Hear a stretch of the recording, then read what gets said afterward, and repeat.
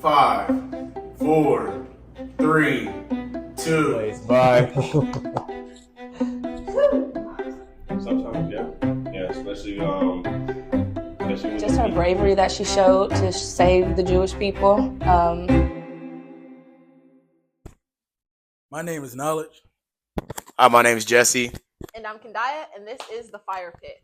On today's episode, we have special guests of Mr. and Mrs. Kelly. Thank you so much for joining us today. This episode is Thoughtfully Thankful Thursday. Starting off with the first question, how do you remind yourself to stay grateful when life gets overwhelming?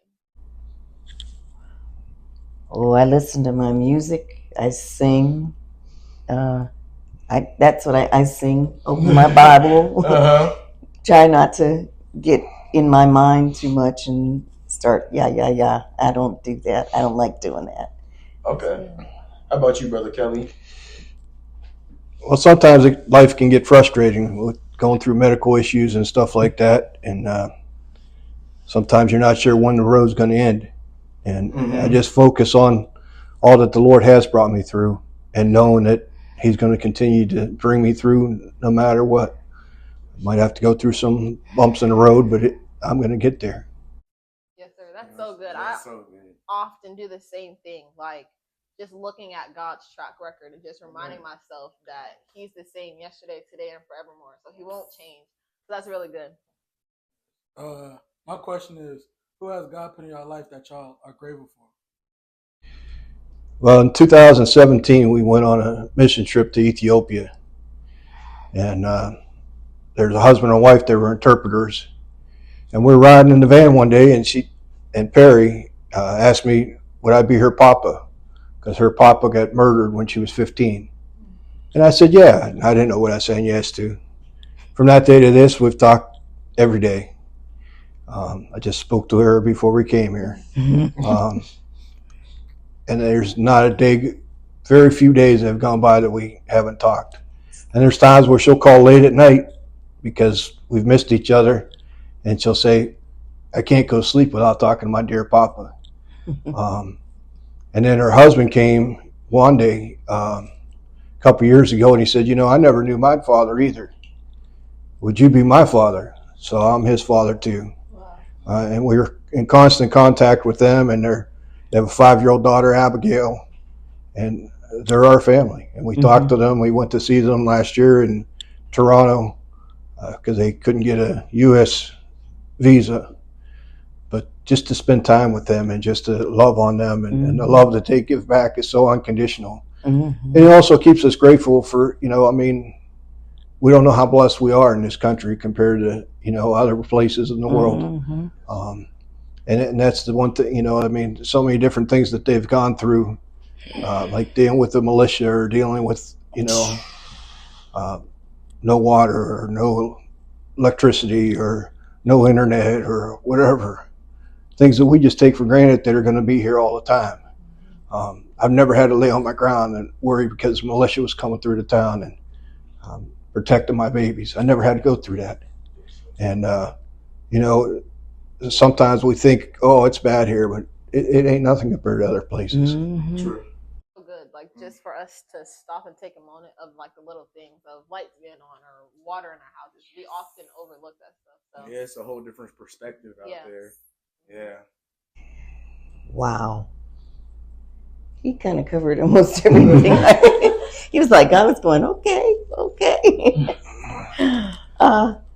Yeah, I'm looking forward to them coming here and living with us, the family getting here and being with us always for the rest of our life, So that's the goal eventually.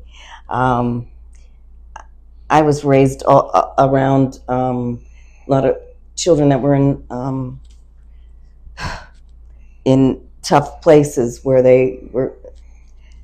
And my father would bring them home on weekends to be with us, and I would spend time with them, and I'd see like some of them had bruises and all kinds of things, and I'm just grateful that first of all that my father was that kind of person and my mother, and we really we collect people people have been in our homes and stayed out of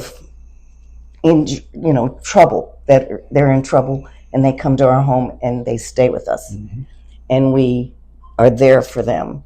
And for however long it is, as long as they're doing what we want them to do, which is, and they don't mind, because we love them, and we know that that's how God is with us. So that's mm-hmm. that's where we are with that, because there's just no way I'm gonna, somebody, especially like young girls that are going, oh, I'm having such a bad day, I did this and I let them tell me all that, and I'll go, you know what, I did that, and I'll go, really, Miss Vera, and I go, yes.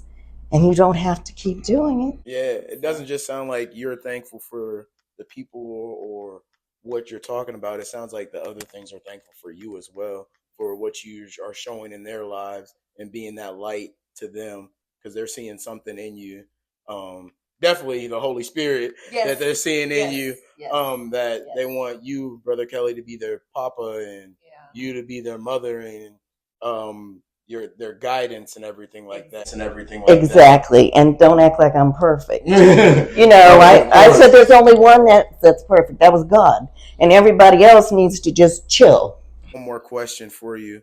What Bible verse or verses have you been thankful for that have helped you, do what you guys do?